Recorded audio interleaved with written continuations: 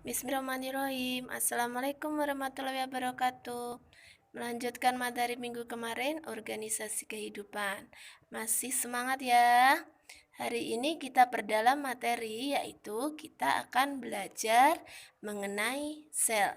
Kalian tentu masih ingat dengan materi minggu kemarin, yaitu sistem organisasi kehidupan memiliki tingkatan. Yang pertama, sel. Yang kedua, jaringan. Yang ketiga, organ. Yang keempat, sistem organ. Yang kelima, organisme. Organisme terdiri dari hewan dan tumbuhan. Dalam organisasi kehidupan, sel memiliki peranan penting. Beberapa ahli telah mencoba menyelidiki tentang struktur dan fungsi sel. Dan kemudian muncullah beberapa teori tentang sel. Sejarah ditemukannya teori tentang sel diawali penemuan mikroskop yang menjadi sarana untuk mempermudah melihat struktur sel. Berbagai penelitian para ahli biologi antara lain Robert Hooke. Pada tahun 1665, ia menemukan adanya ruang-ruang kosong yang dibatasi dinding tebal. Dalam pengamatannya, dia mengamati sayatan gabus, dan dia menyebut ruang-ruang kosong tersebut adalah selule, yang artinya sel. Sel yang ditemukan oleh Robert Hooke merupakan sel gabus yang telah mati. You're the one who set it up. Now you're the one to make it stop. I'm the one who's Berikutnya adalah Theodor Schwann, seorang zoologis. Pada tahun 1839 mengatakan bahwa semua hewan tersusun atas sel. Dilanjutkan oleh Robert Brown. Dia menjabarkan pengertian nukleus pada tahun 1831, dan pada satu sel umumnya hanya ditemukan satu nukleus. Pada tahun 1825, Max Schutz berpendapat bahwa protoplasma merupakan struktur dasar organisme dan merupakan bagian terpenting dari sel. Protoplasma adalah cairan hidup sel. Sedangkan menurut Felix Dujardin, bagian terpenting dari sebuah sel hidup adalah cairan yang selalu terdapat di dalam sel hidup, yang disebut dengan protoplasma.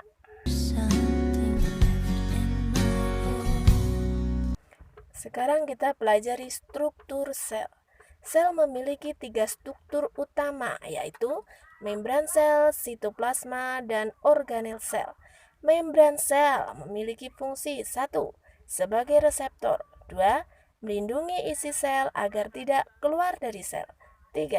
Mengatur molekul dalam keluar masuk sel. 4. Proses terjadinya biokimiawi. Contoh, reaksi oksidasi dan respirasi. Sitoplasma. Sitoplasma merupakan cairan di dalam sel, tempat di mana organel-organel sel berada. Komponen utama penyusun sitoplasma adalah cairan seperti gel, substansi simpanan dalam sitoplasma, organel-organel sel, dan kerangka sel. Disebut juga sitoskeleton, yang tersusun dari 3 jenis serabut, yaitu mikrofilamen, mikrotubulus, dan filamen intermedia. Sekarang kita bahas organel-organel sel. Yang pertama adalah nukleus atau inti sel. Fungsi nukleus adalah mengatur semua aktivitas di dalam sel. Nukleus itu sendiri dibagi menjadi 3 bagian. 1 adalah membran nukleus. 2. Nukleoplasma atau cairan inti. 3. Nukleolus atau anak inti, yang mana di dalam nukleolus salah satunya ada DNA dan enzim. Kedua adalah retikulum endoplasma atau disebut RE. RE dibagi menjadi 2. Re kasar yang permukaannya diselubungi oleh ribosom. Re halus permukaannya tidak diselubungi oleh ribosom. Fungsi Re kasar dan Re halus yaitu mensintesis lemak dan kolesterol, transportasi molekul-molekul dari bagian sel yang satu ke bagian sel yang lain. Re kasar memiliki fungsi tersendiri, yaitu menampung protein yang disintesis oleh ribosom untuk disalurkan ke dalam badan Golgi. Ketiga adalah ribosom. Ribosom merupakan organel terkecil di dalam sitoplasma. Ribosom disintesis di dalam nukleus dan berfungsi untuk sintesis protein. Yang keempat, kompleks Golgi. Kompleks Golgi merupakan organel sekretori yang memiliki fungsi 1.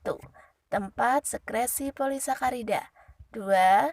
Membentuk glikoprotein untuk dibawa keluar sel. 3. Membentuk membran plasma. 4. Membentuk kantong sekresi sebagai pembungkus zat yang akan dikeluarkan sel.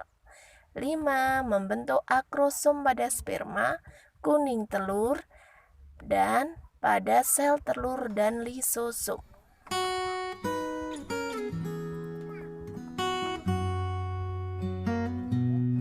Yang kelima adalah lisosom. Lisosom adalah membran berupa kantong kecil yang berisi enzim hidrolitik atau lisosim. Fungsi lisosom yaitu untuk melakukan pencernaan intrasel, autofagi, eksositosis, autolisis, dan menghancurkan senyawa karsinogenik. Yang ketujuh adalah mitokondria. Mitokondria memiliki bentuk bulat panjang seperti tongkat dan terdapat pada sel eukariot aerob. Mitokondria memiliki fungsi untuk oksidasi makanan, respirasi sel, dehidrogenasi, fosforilasi oksidatif, dan sistem transfer elektron. Yang kedelapan, kloroplas. Kloroplas hanya terdapat pada sel tumbuhan dan alga. Di dalam kloroplas terdapat klorofil atau pigmen fotosintesis. Kloroplas mempunyai fungsi sebagai tempat berlangsungnya fotosintesis. 9 adalah sentriol. Sentriol terdiri satu lapis silinder yang di dalamnya terdapat 9 mikrotubulus. Setiap sel hewan, beberapa mikroorganisme, dan tumbuhan tingkat rendah memiliki 2 sentriol dalam sitoplasma. Sentriol berperan dalam proses pembelahan sel. Wassalamualaikum warahmatullahi wabarakatuh. Tetap semangat untuk belajar ya.